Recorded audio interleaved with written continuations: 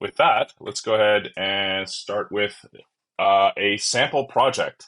So this is a new item on our roadmap that we have recently shipped. So this is all about helping customers have a better first run experience, that sort of golden path when running Octopus.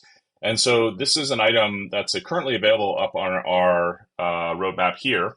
And as it articulates, basically, almost half of the trial users when they sign up are just, window shopping.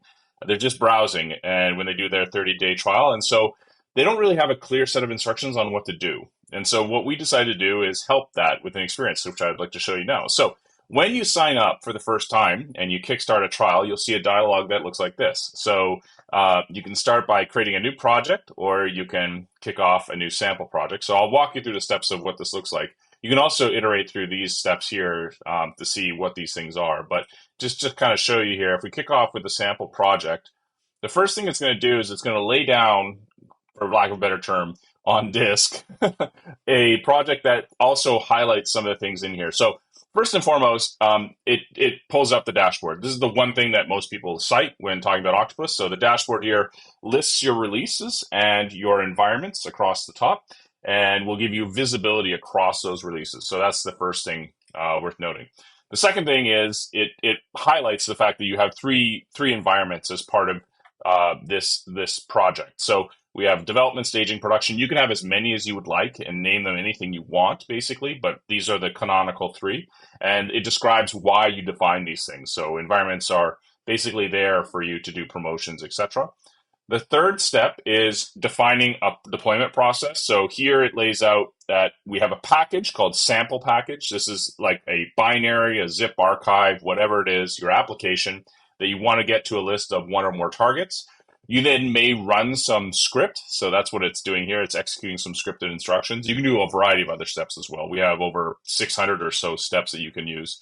And then lastly, but not leastly, it sends an email. But more interestingly, it sends an email utilizing our octo stash notation, which is a variable substitution. So this is a way in which you can actually get some really powerful and flexible deployment processes going. So that's the third step.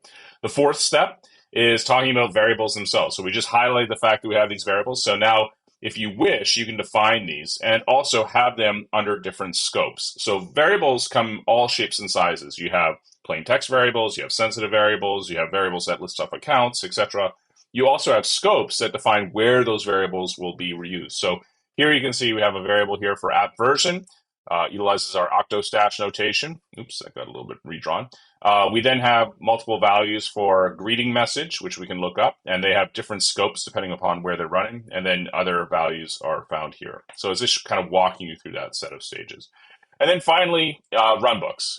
You wouldn't have a good environment for deployments unless you have runbooks, and so there are three that are provided out of the box with this sample project. Export a database backup, restart the web server, and then scale up a Kubernetes replica set.